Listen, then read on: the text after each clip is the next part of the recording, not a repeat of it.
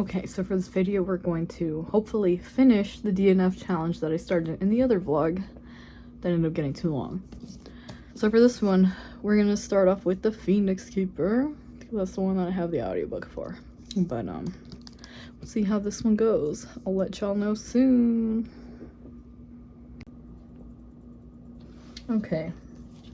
So I know that I said I was gonna read the Phoenix Keeper, but I also ended up getting the audiobook for Sorcery and Small Magics, and this one has like a longer hold list and I had to wait a while for it. So we're gonna go ahead and do this one because the other one I have more time for. So I am 100 pages in now, and so far it's like a pretty chill book. Like, it's definitely, I'd say, closer to the cozy side, it feels like.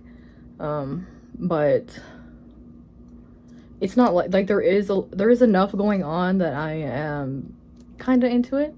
So far, actually, so good. But this one has people that are in magic school, basically, it sounds like. So our main character, his dad and his family are like, I guess, good sorcerers that can do like a lot of shit, and he kind of is like the family fuck up, I guess. Like, he can only do like that's why the title's like Small Magics, because he can do like charms and cantrips and like little stuff, but he doesn't really do like big magic, and he's on probation at school because he's not doing that great. And they partnered him with basically his like arch nemesis or whatever, this dude that he like can't stand to deal with. And so he did some stupid shit, and sounds like he got himself cursed on accident. So he tried to mess with his partner, and it backfired. Because it sounds like the spells got mixed up and he was not very organized. So for the premise of this is pure stupidity. This character is just like, I don't know, like, nobody's listening to what he wants. He doesn't really want to be involved in all this like family shit, it sounds like, but you know, nobody gives a shit what he wants. They're like, no, you have to, because you can't like let down the family reputation or something like that. So whatever. So he's doing that shit, and yeah, he's just kind of not having a good time, but he's trying to, I guess, he has developed a sense of humor from not having a good time for quite some while. So quite some time has not been going his way. So yeah, it's a little funny in parts, like a little bit, because he has some clapbacks. I mean, not the best ones I've ever heard in my life, but you know, he has a little bit of personality, which is nice. So we'll see. I'm gonna keep going with this. So far, it's not enough, so we're gonna keep going. Okay, so it's the next day, and I did actually finish this all in one day, but not because I was like in love with it or anything. I ended up giving this 3 stars, but it did get more action filled toward the end. Like, the plot popped off a little bit, which made it more interesting. So you know, it kind of starts off like it's gonna be a cozy fantasy the whole time, but it did not stay a cozy fantasy the whole time. But yeah, the stuff they have to do to like break this curse is kind of intense. Also, this is somehow a trilogy. I mean, I guess I can kind of see how that might be, but like, the only thing I can tell is that like they have more schooling probably to do, and he's figuring out his future. So I don't know, but I don't think I'm gonna continue this series. I wasn't like grabbed enough by it. Like, it's just kind of, it was all right. There's not much going on. Like, there's definitely a loose thread of like his relationship with the 2 guys' relationship, because you know, there's one that got cursed, and then there's one that cursed him, and then but like on accident, because they were partners in school and then they did dumb stuff.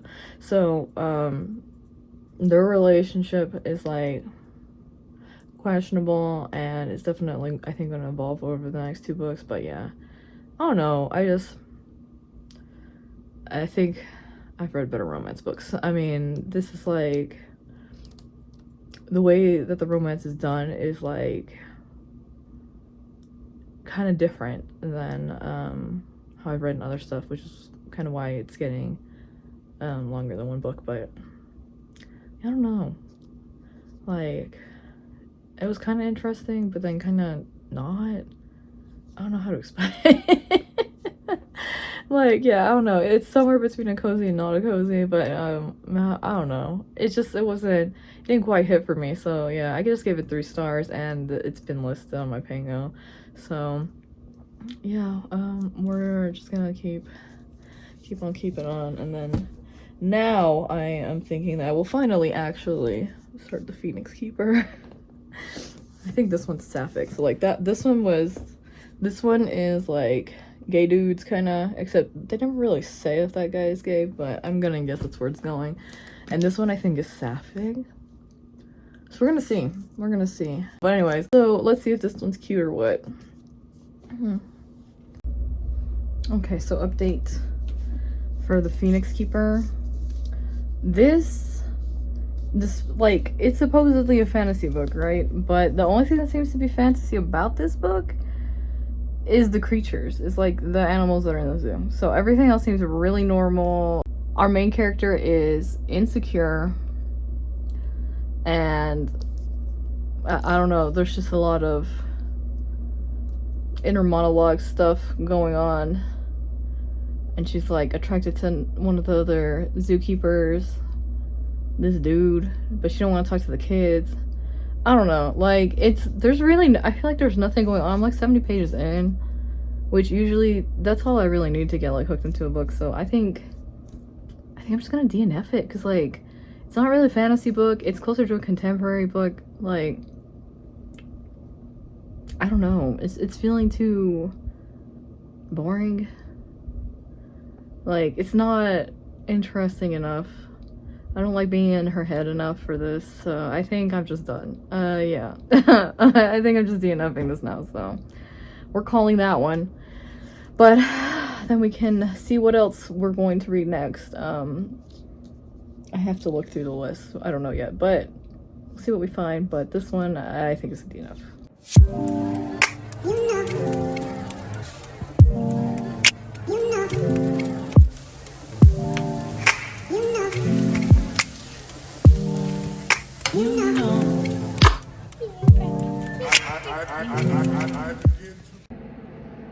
Alright, I have started in the Lives of Puppets, and so far it's different enough that I'm kind of liking it.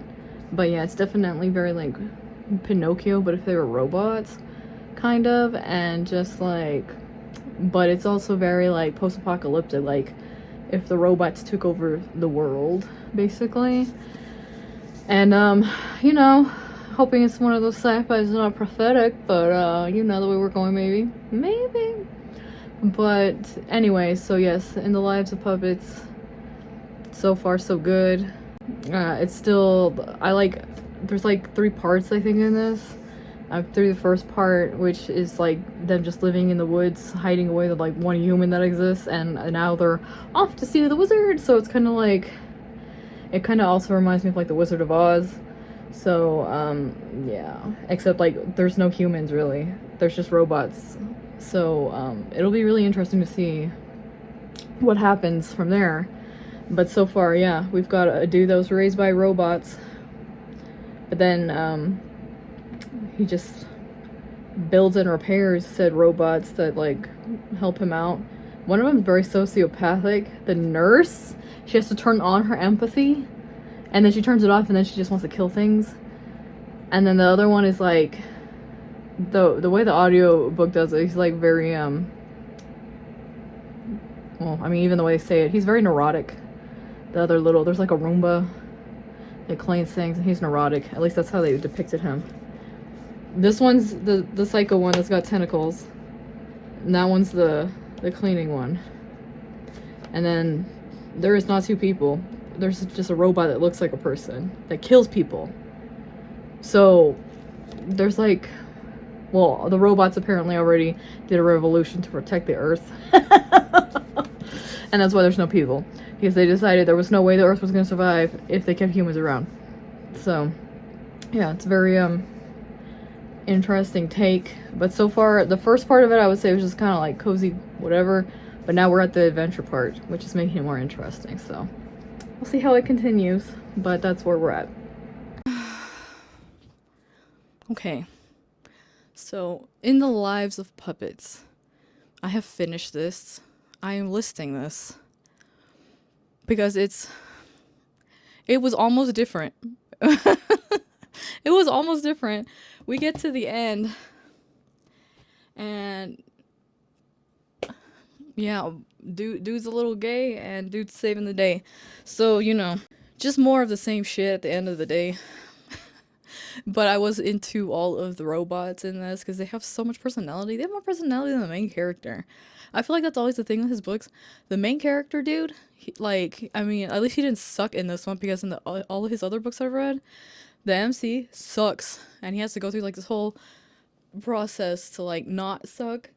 So at least in this one, dude doesn't suck at least. But he also is just kind of meh. So basic ass dude goes on an adventure with his robot friends. And honestly, I'm here for the robots. Nurse Ratched, golden. She is a character to behead. A character. And then, but is he kind of gay for a robot? Yeah. Because that's how his books go. They gotta be gay and they gotta save the day. So yeah, they go on an adventure. But for this book being based off of, supposed to be inspired by Pinocchio, I feel like it's almost more based on, The Wizard of Oz.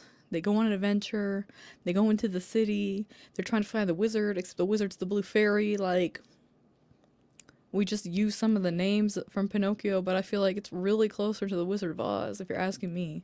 So, I don't know. Like, are his books bad? No, not really. Do I have beef because of he's over here, like, doing white savior shit? Yeah. Yeah, it's ridiculous. Like, I'm never going to think of his books the same after knowing that his Cerulean Sea book is based off of like a scoop where they took native children away from their parents and then put them in the system to try to like force them and to like act white and be more white and stuff. That's so cringe and disgusting, and it's basically what that book was based on. Like, why in the hell would you do that? And then to have a white man be the savior in that book after they're exactly the ones that started and perpetuate this shit. It's so cringe. It's so cringe. So yeah, that's why the whole thing is just not. Like, I'm always gonna be side eyeing TJ Klune. Like, I can't put that on my mind whenever I read any of his shit. But anyways, his books are not that bad, but his mentality on that one was okay. So anyways, yeah, this book is being listed. It's on my Pango. We will be moving on to the City of Stardust next. So here's hoping that this one's decent, because honestly, this one I believe was just off pure vibes that I might not like it. Like, I don't know, it's just a feeling. But I stuck my bookmark in there because this one's on deck. We'll see. So far, I would say this is a very successful challenge, though, because I have listed everything except for one. And, there you go. Very exciting. We're going to wrap this up shortly, and then after that, I'm just going to read books that I want. Because, it's kind of not fun to read books that you're already expecting to not like. But it is efficient for getting rid of things. So anyways, yeah, I'll catch y'all when I have an update for the City of Stardust.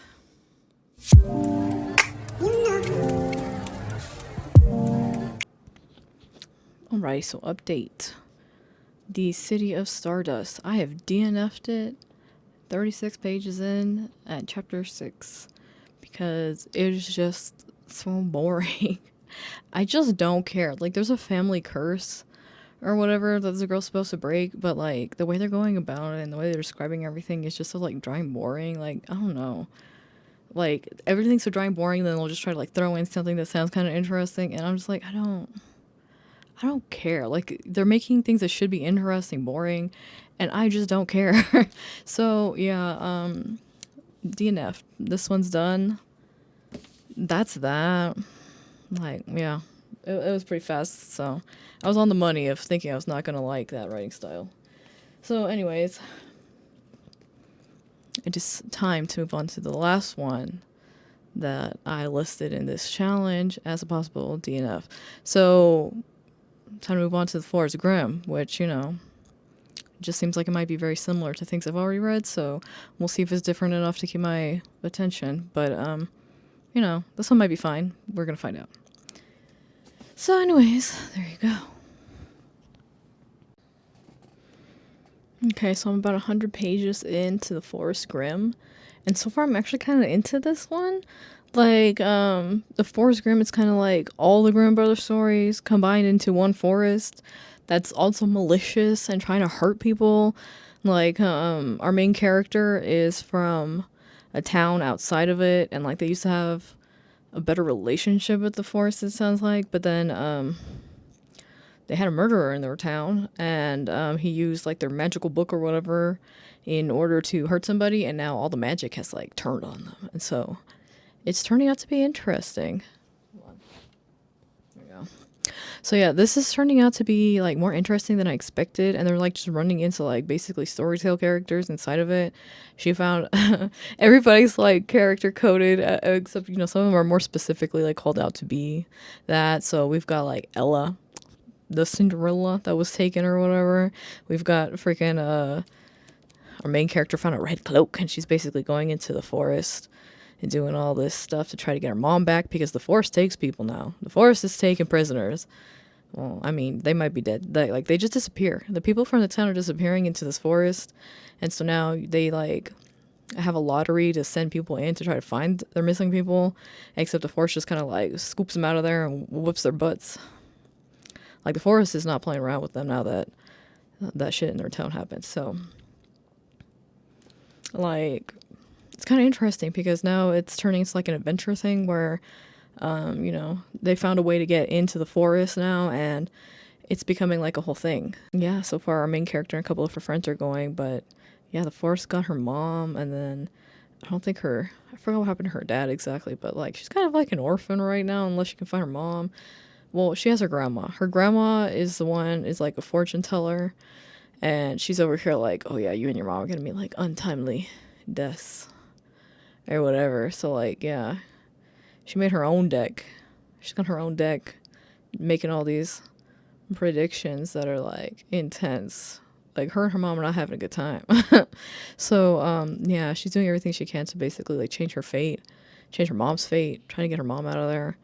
And then, yeah, she ends up going with a couple friends in there to try to save people. So far it is interesting, and I'm actually kind of into it. So there's, weird shit in the forest. There's weird shit in the forest, but I'm like into it because it's not like a straightforward retelling. It's kind of like a mix of everything, and I'm kind of into that, turns out. So that's cool. Yeah, I'm gonna keep going with this and see where it goes. But yeah, so far I'm liking the weird mess of it. But it is a YA, so it's kind of fast paced, which I guess is also part of why I'm kind of liking it, because it's just, I don't know, it's just hitting the mood right. So anyways, I'm gonna continue that, and yeah, it's definitely not a DNF. So now it's just a matter of, am I gonna like it enough to keep it? Because so far I've been giving everything out of this house. I've been getting everything out of here. So for the most part, we'll see if this is my other one fail. But I'm liking it, so we'll see. Okay, let's see if this will hold it up. Anyways, I'm about to go to the gym, but before I run it off and do that, let's finish out this DNF challenge. So I finished reading the Forest Grimm yesterday, pretty much binged through the rest of it, and like, this was actually way better than I expected. I was very invested in all the shenanigans and shit they had to do in the forest in order to like try to save her mom or try to save their friends, because that's like the whole point, right? They're trying to save the people that got sucked up into the forest, and they're now like the lost people. So for her, she's specifically trying to get her mom, and then her friend that goes with her, he's specifically trying to get like the girl he's gonna get married to. And then so they go into the forest, and the forest made everybody cray. And so there's a lot of cray shit going on in the forest. Everybody thinks that they're like a storybook character, which ties into the name of the book, The Forest Grimm. So yeah, like Grim Force, uh, Grim Brothers character type shit going on. So yeah, it ended up being like more fun and interesting read than I expected. I mean, it's still kind of dark, so you gotta watch out for that. But yeah, I finished this pretty fast, and I gave it 3.5. But the reason I gave it 3.5 and not like higher than that is because I felt like this could have been one book. This is a duology, it turns out, and I'm gonna read the second one because I liked how this one went. But I feel like it didn't really need to be, you know? So since I kind of felt like we're stretching it just to be stretching it, and there's like loophole shit that I don't think needed to be happening, that's why it's not as high as a rating as I think it could have been. But generally it's a YA, and yeah, it reads like slightly older YA, I guess. Not super young. Even though the characters are like 15, 16, you know, it's kind of old timey, so they're like worried about getting married already and stuff, even though they're like young. So, anyways, they're dealing with like kind of older people shit already. But yeah, I ended up liking it, and I was on the fence. Okay, I'm like very much on the fence of keeping this book because on the one hand, I'm like, I don't have the sequel. So if I don't have the sequel, do I really need to keep the first one? Because the pre-order for that already came and went, and I thought I wasn't gonna like it, so I didn't buy it, obviously. So I'm just like, do I want to go through the trouble of finding the second book? But also, I have the audiobook on hold for the second one now, to finish out this duology. So I'm gonna finish it out, and then I think from there I'll know whether or not I really want to keep this book. But since I'm on the fence right now, and I did like the first one, just based off the first one, I'm gonna keep it. I'm gonna keep this one, and then I'm gonna listen to the audiobook of the second one. It's the second one. If this duology wraps up like butt, then I'm probably just gonna get rid of the first one because I don't need to be reminded of this of a disappointment, you know. But so far it seems okay, and we'll see. We'll see how the second one goes. Hopefully it's not a bunch of bullshit. I'm just like, we start strong. Don't give me a bunch of bullshit later. So we're just gonna see how that wraps up. But for now, I'm gonna keep it. And so out of this challenge, I've only kept 2 books. And the rest of them, even if I finish them, like, I didn't keep them. Like, I didn't like them enough to keep them, or like not enough to feel like I was ever going to want to revisit that story. So I think, you know, overall, I would say this challenge was a success. I have definitely offloaded some books, like they've all been sold or are listed to be sold, so I've definitely been clearing some of these out, and you know, I would say it was generally a success. And yes, I would say that I do know my taste because, you know, for the most part, I was correct about which books I did or didn't want to keep. And so, you know, we'll see where this goes because you know, as I keep getting subscription book packages, I may end up needing to do this challenge again, but we'll see because, you know, I think I cut one of them. I cut off the Moonlight subscription one because I just don't like the covers. I don't think the covers are, I don't like the art that much that they're doing, the cover art. So I'm just, you know, we gotta be picky. But anyway, so that one's been cut, so now I'm only getting like, I'm getting less subscriptions now. But we're gonna see, and we're gonna continue on with regular reading for a while, and then maybe I'll do a challenge of, instead of DNF challenge, if I don't have enough books for something like this again, then maybe I'll do like books that I've had the longest or something like that, and do a different kind of challenge. But we'll see, because this was definitely effective for getting rid of stuff, and you know, you gotta do that every now and then just to clean it up.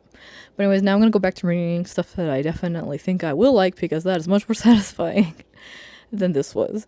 But anyways, okay, I'm gonna go to the gym, and I'll catch y'all in the next vlog.